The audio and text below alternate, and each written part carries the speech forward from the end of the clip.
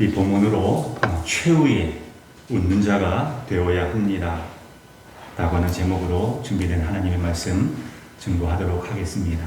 언제 오셔야 된다고요? 최후의 웃는 자가 되어야 합니다. 여러분, 요즘 하루가 다르게 기온이 내려가는 것을 피부적으로 느끼게 됩니다. 두꺼운 겨울 이불 장롱에서 꺼내 놓으셨죠? 주무실 때 덮고 주무시지요? 저도 역시 두꺼운 이불 덮으니까 참 좋은 때입니다. 이 계절의 변화는 속일 수가 없는 것 같아요. 이 9월과 10월 한 달 차이잖아요. 한 달 차이인데 그게 아닌 거예요. 그죠? 얼마나 하루가 다르게 확실히 10월 들어서니까 다른 거예요. 여러분, 이번 한 주간 목요일 날로 알고 있는데 목요일 날이 24절기 가운데 상강이라고 하는 절기가 됩니다. 설이 상자잖아요. 말 그대로 서리가 내리기 시작한다라고 하는 절기가 이번 주 목요일인 거예요. 서리가 내리면 이건 뭐 가을이잖아요. 정말. 또 금방 추워질 거예요. 이처럼 우리가 이렇게 살다 보면 확연히 다르게 느낄 때가 참 많이 있어요. 나이 속일 수 없는 것처럼 계절의 변화도 속일 수 없는 것이구나 하는 것을 새삼 느끼게 됩니다. 문득 제가 그런 생각을 해보게 되었습니다. 지난 한 주간 참 아름답게 하루하루가 다르게 변하는 가을의 정취를 보면서 계절의 변화라고 하는 것은 하나님의 은총, 하나님의 은혜를 상기하라고 하는 초대장이 아닐까? 그런 생각이 문득 들었습니다. 하나님은 성경 속에 갇혀있는 하나님이 아니라 지금도 살아계셔서 자연을 다스리는 그런 하나님이시다. 그 하나님을 마땅히 우리가 찬양해야 되지 않겠는가? 그런 사인을 보내는 것이 바로 계절의 변화가 아닐까? 그런 생각이 들었다라고 하는 거예요. 여러분, 사회적인 거리두기도 많이 완화되었잖아요. 이제 가을을 맞이해서 단풍 구경하러 많이 나가겠죠. 제가 차량 운행을 하면서 오늘 아침에 방금 전에 올 때 보니까 우리 운행 맞은편에 무슨 여행사 관광차가 있더라고요. 사람들이 타는 것 같아. 날씨도 좋으니까 이때다 싶어서 이제 막 들로 산으로 그냥 나가기 좋은 때이거든요. 여러분, 가을을 맞이해서 우리가 가을 이렇게 단풍 구경하는 거 나쁘지 않잖아요. 나쁘지 않다고 봅니다. 그런데 제가 지금 여러분께 드리고 싶은 말씀은 무엇이냐 하면 그저 자연의 아름다움에만 취해 있을 것이 아니라 그 너머에 있는 것을 보자라고 하는 거예요. 그 오묘한 자연의 조화 속에 깃든 하나님의 사인, 하나님의 말 없는 말, 영적인 귀를 기울여서 이것을 듣는 계절이 되었으면 정말 좋겠어요. 아까 우리가 찬송 불렀거든요. 그 소리 가운데 주 음성 들리니, 그 가사가 생각이 나네요. 그죠? 그 소리 가운데 이 자연의 아름다움 찬양하면서 물소리, 새소리, 그 소리 가운데 주 음성이 들린다라고 하는 것. 내 주 하나님의 큰 뜻을 날 뜻하도다. 그런 찬양 우리가 불렀잖아요. 들리는 거예요. 영적인 귀를 기울이고 하나님의 세미한 음성을 들으려고 하는 자세가 되어 있으면 그때부터 들리는 거예요. 말 없는 말이라고 했습니다. 여러분, 시편 19편이지요. 다윗이 지은 시잖아요. 다윗이 군인이기도 했지만 힘이었잖아요. 참 감수성이 굉장히 아주 풍부한 시인 다윗이었거든요. 시편 19편을 보면은요, 잘 알 수가 있어요. 제가 1절 이하에 있는 말씀, 한 4절까지 있는 말씀 한번 읽어드리고 싶습니다. 한번 들어보십시오. 하늘이 하나님의 영광을 선포하고 궁창이 그의 손으로 하신 일을 나타내는도다. 날은 날에게 말하고 밤은 밤에게 지식을 전하니 언어도 없고 말씀도 없으며 들리는 소리도 없으나. 그 다음이 중요합니다. 4절입니다. 그의 소리가 온 땅에 통하고 그의 말씀이 세상 끝 끝까지 이루도다. 이렇게 고백하고 있는 다윗의 모습을 볼 수가 있습니다. 우리는 권사님, 장로님 이렇게 불러야 여기 부르는 것보다 하고 듣고 반응을 보이잖아요. 그런데 아니라고 하는 거예요. 자연이 내는 소리, 하나님을 찬양하는 소리가 있다라고 하는 거예요. 여러분 참 표현이 멋집니다. 정말 힘의 표현 그대로인 거예요. 날은 날에게 말을 해. 밤은 밤에게 또 말을 하는 거예요. 무엇을 말합니까? 하나님의 영광을 말하고 하나님의 살아계심을, 하나님의 존재를 드러내고 있다라고 하는 거예요. 그것을 우리가 영적으로 귀를 기울이면 다 누구나 들을 수 있대. 이야, 이 기가 막힌 표현 아니겠습니까? 여러분, 오늘 우리가 살고 있는 이 부천도 마찬가지잖아요. 부천시라고 하는 이 도시, 소음으로 가득 차 있는 도시인 것 같지만 자연과 우주에 가득 차 있는 소리가 있다라고 하는 거예요. 어떤 소리라고요? 하나님의 영광, 하나님의 살아계심, 하나님의 존재를 노래하는 그런 소리가 자연 곳곳에 스며들어 있다라고 하는 거예요. 여러분, 우리가 그 소리들을 들을 수만 있다고 한다면 우리의 삶은 어떨까요? 얼마나 아름답게 변화될 수 있을까요? 그죠? 얼마나 우리의 삶이 풍성해지고 얼마나 감사와 감격의 찬송이 우리의 입에서 아마 떠나지 아니할 거예요. 사랑하는 여러분, 저는 우리 하람교회 식구들이 다 그러한 삶을 살 수 있기를 간절히 바랍니다. 그래서 단순히 그냥 눈을 들어서 그냥 좋구나 끝나는 것이 아니라 눈을 들어서 뭉게그름 파란 가을 하늘 바라볼 때마다 또 아름답게 물들어가는 산과들을 바라볼 때마다 온 우주에 가득 찬 하나님의 영광을 두 눈으로 볼 수 있기를 바라고 두 귀로 들을 수 있기를 바라고 그것들과 함께 피조물이 되어서 하나님 앞에 찬송, 영광을 올려드리는 그런 성숙한 이 가을 되었으면 정말 좋겠습니다. 그런 삶을 살아가십시다. 여러분, 우리가 매 순간순간 그런 삶을 살 수만 있다고 한다면 그런 삶을 살다가 하나님께서 그래 이제 소풍 끝내고 이제 와야지 부르실 때 네 하고 주님 품에 안길 때 우리 마지막은 어떻게 끝날까요? 실패?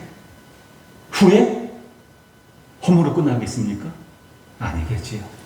우리가 오늘부터 매 순간순간 그러한 자세로 살다가 그 인생의 마지막 날을 맞이하게 되었을 때 우리는 기쁨과 감사와 승리가 가득 찬 성공의 인생이 되는 줄을 분명히 믿습니다.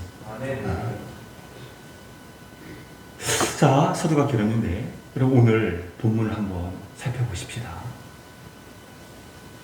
사람은 누구나 마지막 순간을 맞이할 때가 있거든요.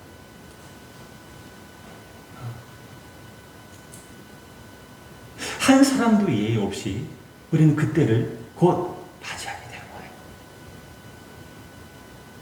저도 마찬가지겠지. 모든 걸 내려놓고 이 세상을 떠날 때가 지금 말씀을 전하는 저에게도 분명히 있을 거예요. 자, 오늘 성경 본문에 보면 그 인생의 마지막 때 그 모습을 집중 조명하고 있는 것을 볼 수가 있습니다. 인물이 나오고 있어요. 누구냐? 유다의 마지막 왕이었던 시드기야예요.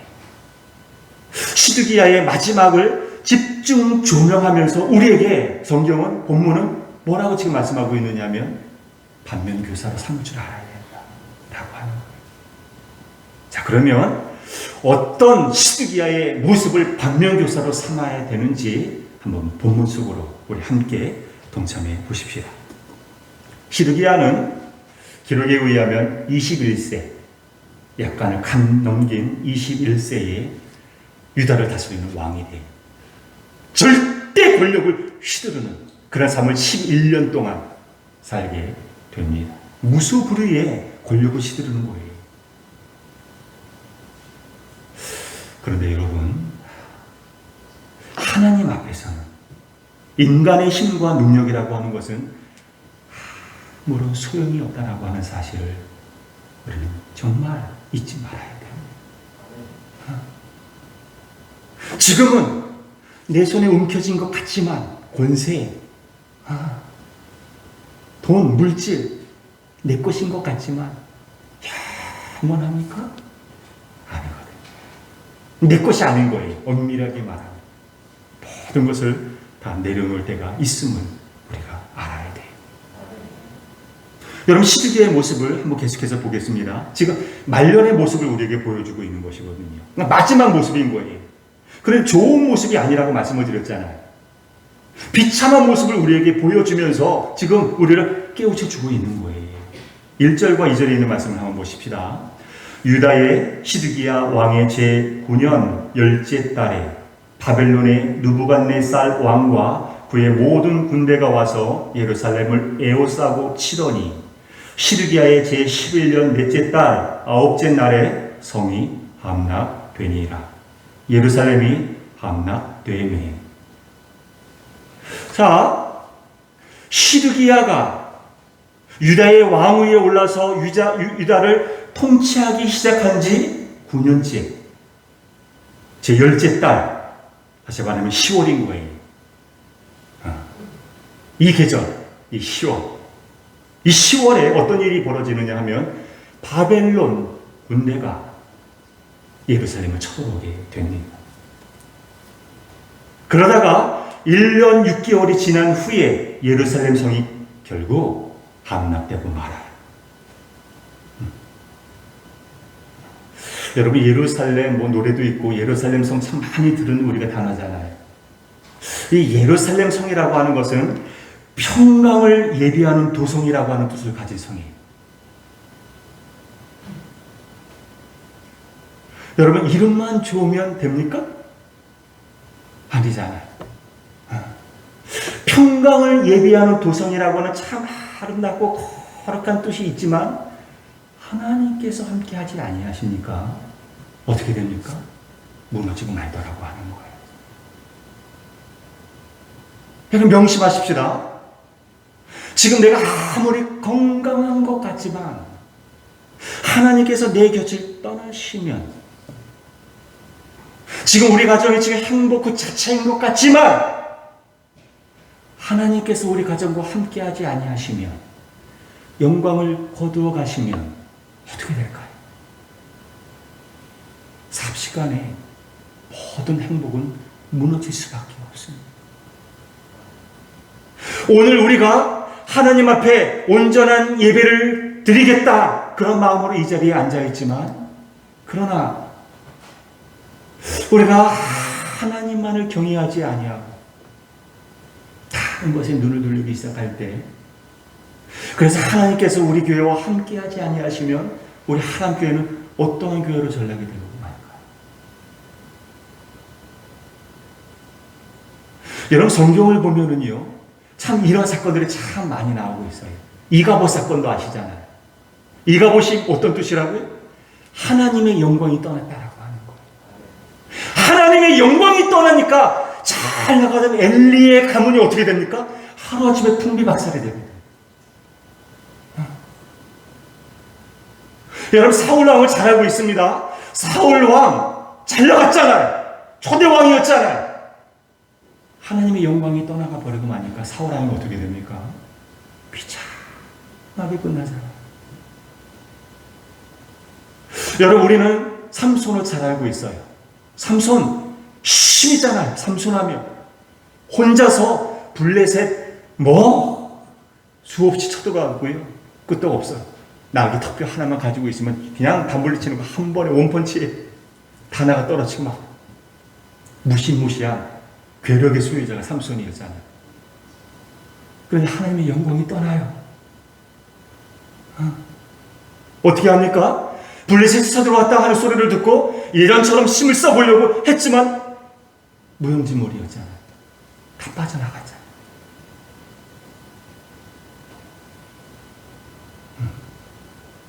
포박 땅에서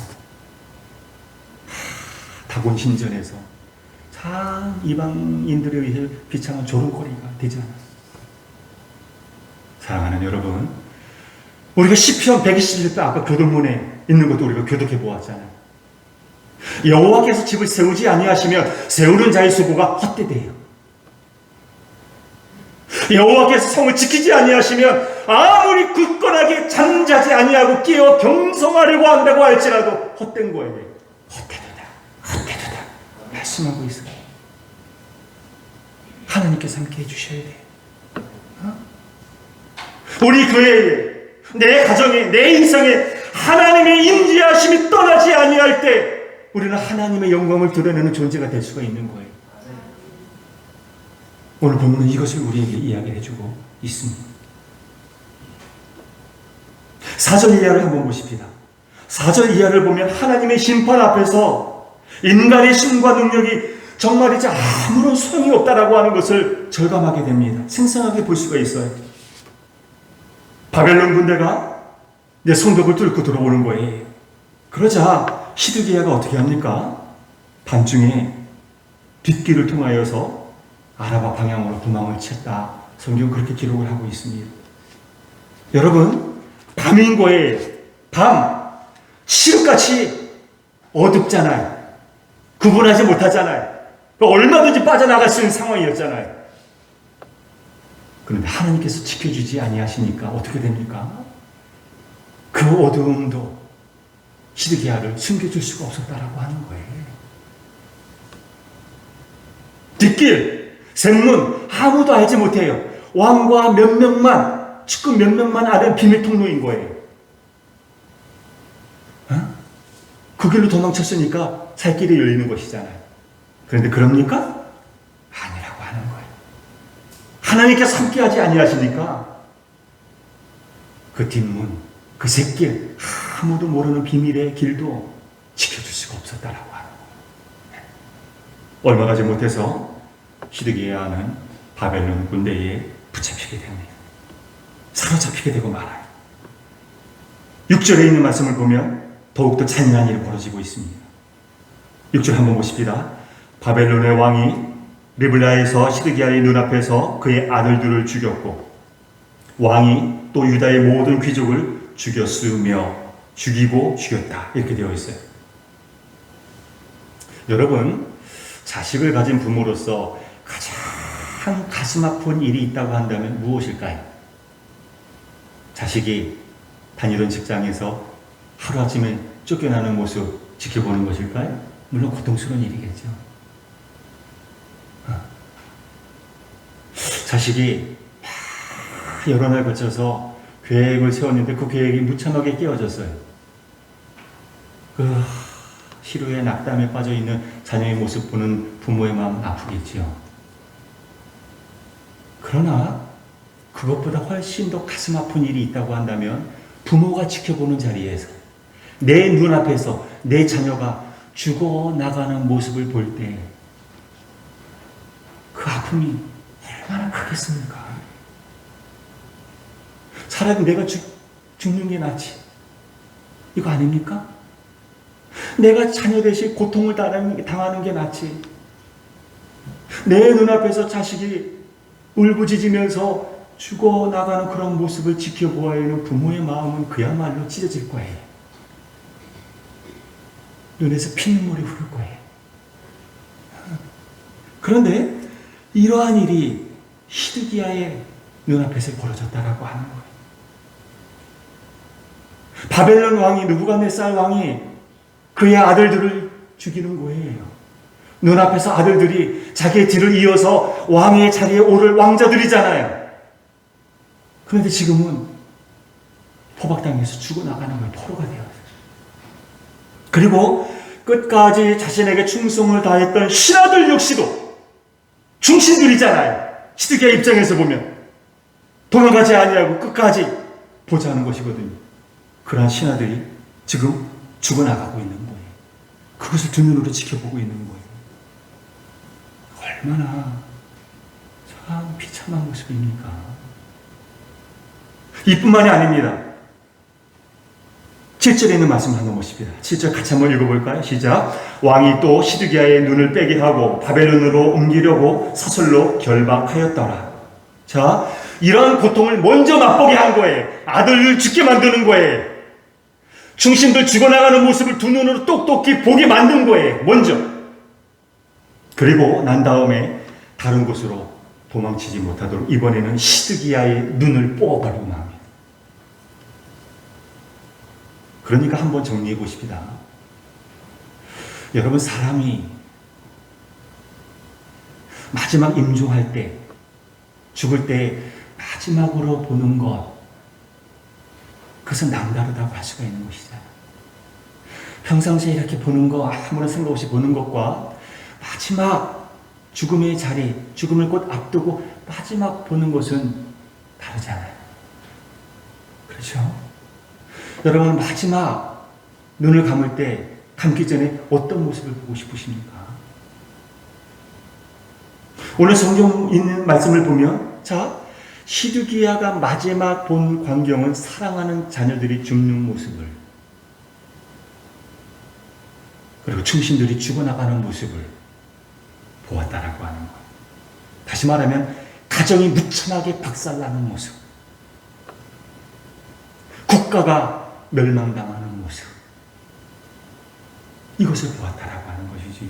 그리고 다시 회복되는 것을 결코 시드기야는 볼 수가 없었습니다. 자, 정말이지 이런 모습들을 보면 할 말을 잃게 만들 정도로 너무나 비참한 모습이 시드기야의 마지막 모습이었다라고 합니다. 여러분, 시드기야가 왜 이렇게 비참한 인생의 말로를 이렇게 끝내야 되었을까요? 마감하게 된 이유가 무엇이었을까요? 여러분, 하나님께서는 그동안 예레미야 선지자를 통하여서 시드기야에게, 백성들에게, 신하들에게 여러 차례 이런 끔찍한 일들을 예고하셨습니까? 예고하지 않으셨습니까? 예고하셨어요. 그런데 시드기야는 그 예레미야 선지자의 말을 묵살해버리고 맙니다. 아니, 하나님의 말씀을 무시해버리고 마는 거예요. 듣기는 들었어요. 안 들은 게 아니에요. 들었습니다. 그러나 그 말씀대로 살지 아니하고 죄 가운데 죄에서 돌이키는 삶을 살지 않습니다. 사랑하는 여러분, 따라서 우리의 인생의 마지막에 있어서 이러한 꼴을 당하지 않기 위해서는 무엇이 있어야 될까요? 무엇보다도 먼저 하나님의 말씀의 회복이 우리의 삶 가운데 이루어져야 되는 줄로 믿습니다. 정말입니다. 연약한 존재인 우리에게 있어서 그것밖에 없는 거예요. 방법은. 한 치 앞도 내다볼 수 없는 우리 인간에게 있어서 그것만이 정답입니다. 하나님의 말씀인 거예요. 하나님의 말씀으로 재무장하는 삶을 살아야 되는 거예요. 여러분, 사랑의 하나님이시잖아요. 하나님. 기도할 때 사랑이 많으신 하나님, 사랑과 은혜가 풍성하신 하나님, 기도하잖아요. 물론 맞아요. 하나님은 사랑의 하나님이십니다. 그러나 언제까지나 악한 자들의 악을 내버려 두지 아니하신다라고 하는 사실 또한 우리는 결코 잊지 말아야 됩니다. 예레미야 선지자는 이것을 우리에게 알려주고 있고, 예레미야서를 통해서 우리는 반드시 이 진리를 붙잡을 줄 알아야 되는 거예요. 그런 의미에서 여러분께 묻겠습니다. 사랑하는 하나님교회 성도 여러분, 여러분은 지금 어떻게 살아가고 계십니까? 여러분은 지금 무엇을 붙들고 사십니까? 여러분이 지금 가장 소중하게 여기는 것, 그것이 무엇입니까?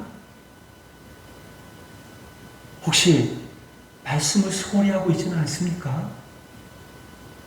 말씀에 게으른 삶을 살고 있지는 않습니까? 돌이켜야 돼요. 그냥 그대로 내버려두면 안 됩니다. 반드시 후회하게 되고 반드시 허무함이 인생의 실패자로 전락이 될 수밖에 없는 거예요. 물론 쉽지 않습니다. 내 뜻대로 일이 진행되지 않아서 사는 것이 힘에 부칠 때가 살다 보면 있잖아요. 지금 여러분을 힘들게 하는 것 아마 다 각자의 삶 속에 있을 거예요. 이것만 없다고 한다. 이 가시만 나에게서 없으면 나는 이렇게 살 텐데, 하나님 찬송할 텐데, 하나님께 영광을 돌릴 텐데, 말씀의 자리에 더 열심을 낼 텐데, 그런 것들이 있잖아요. 그러나 우리가 살 수 있는 유일한 길은 다른 게 아닙니다. 핑계할 거리가 많이 있을 수 있지만 그럼에도 불구하고 하나님의 말씀을 붙잡아야 되는 줄로 믿습니다. 그러면 반드시 살아계신 하나님께서 그 사람의 신앙을 우리 다 인정해 주십니다. 반드시 기뻐하고 최후의 웃음을 지을 날, 그날을 하나님께서는 허락하여 주시는 줄로 굳게 믿습니다. 우리 예레미야 선지자를 통하여서 이 사실을 분명히 알 수가 있습니다. 사륙의 비명이 들리는 그 참혹한 현장에서도 수많은 사람들이 적군에 의하여서 목이 달아나는 그러한 끔찍한 현장에서 하나님께서 어떻게 하십니까? 예레미야 역시 죽게 만드십니까? 아닙니다. 하나님께서는 정말 하시는 일은 우리의 생각으로는 예측할 수 없는 일을 하시는 것 같아요. 오늘 본문을 통해서도 알 수가 있어요. 하나님께서 예레미야를 보호하셔요. 누구를 통해서 보호하시느냐 하면 유다 백성들의 아무개를 통해서 아니라고 하는 거예요. 느부사라단이라고 하는 바벨론의 사령관, 바벨론 군대의 사령관, 그러니까 느부갓네살 왕이 자신의 그 사령관 느부사라단에게 명령을 내려서 예레미야를 구출케 하고 예레미야를 보호케 하는 그러한 모습을 우리가 볼 수가 있습니다. 정말 할렐루야입니다. 여러분, 성경에 보면 감옥에 갇혔다가 하나님의 도우심으로 빠져나오게 되는 이들이 참 많이 나오잖아요. 바울과 실라도 역시 그러했고요. 요셉도 생각나는데, 요셉이 구덩이에 던져지게 되고 나중에 애굽으로 가서 애굽 옥살이를 하게 되잖아요. 깊지 않냐는 상황이었어요. 그럼에도 불구하고 이 요셉이 하나님의 말씀 놓치지 않잖아요. 자신이 끈 끈과 함께 하나님의 말씀을 붙잡거든요. 그랬을 때 어떻게 합니까? 하나님께서 그 옥에서 요셉을 구출해 주시니. 사랑하는 여러분, 우리의 삶 가운데도 이런 모습이 있어야 되는 줄로 믿습니다. 지금 내 힘으로 빠져나올 수 없는 절망의 감옥 구덩이라고 할지라도, 그러나 하나님을 향하여서 눈을 돌리고 하나님의 말씀으로 재무장하는 삶을 살아보십시오. 반드시 하나님께서 내가 생각할 수 없는 방법으로 우리의 인생의 길을 열어주실 것입니다. 아멘. 여러분, 시편 1편의 마지막 구절 말씀을 다들 기억하실 거예요. 무엇입니까? 다들 시편 1편 좋아하잖아요. 복 있는 사람은 어쩌? 악인들의 꾀를 따르지 아니하며 죄인들의 길에 서지 아니하며 오만한 자들의 자리에 앉지 아니하고 하면서 마지막 절 뭐예요? 무릇 의인들의 길은 여호와께서 인정하시나 악인들의 길은 망하리로다. 이게 마지막 말씀입니다. 악인들이 어떤 사람입니까? 음란한 죄, 다른 사람 등쳐먹고 그런 사람들이 악인들입니까? 물론 악인들이라고 할 수 있죠. 그러나 성경에서 말하는 악인들이라고 하는 것은 하나님을 의지하지 아니하는 자잖아요. 비록 내가 가지고 있는 힘이 강해요. 많은 것을 내 손에 붙잡고 있어요. 그러나 하나님을 의지하지 아니하는 자는 망하고 만대. 망하리로다. 반드시 망하게 됩니다. 그러나 의인은 그렇지 않습니다. 의인은 어떤 사람입니까? 하나님의 말씀을 붙잡는 자. 악인들의 꾀를 따르지 아니하며 죄인들의 길에 서지 아니하며 오만한 자들의 자리에 앉지 아니하고 오직 여호와의 말씀을 주야로 묵상하는 자로다. 오직 하나님의 말씀을 주야로 묵상하는 자. 다시 말하면, 쉽게 말하면 하나님의 말씀을 품고 붙잡고 살아가는 자. 그런 자가 성경이 말하는 의인들입니다. 의인들 하나님께서 반드시 승리하게 하여 주십니다. 우리 모두가 다 의인들 되실 수 있기를 바랍니다. 의인들이 되어야 돼요. 말씀을 정리하겠습니다. 여러분, 지금 어떠한 문제가 여러분의 어깨를 짓누르고 있는지 모릅니다. 저는 몰라요. 그러나 왜 없겠습니까? 다 저마다 삶의 무게로 인해서 비틀비틀 휘청휘청거리면서 살아가고 있잖아요. 있을 거예요. 그러나 지금 아무리 암담한 현실이라고 할지라도 믿음으로 재무장하여서 말씀 붙잡고 앞으로 나아가실 수 있기를 바랍니다. 그동안 우리가 몇 개월 동안 코로나19 사태로 인하여서 제대로 된 예배를 드릴 수가 없었습니다.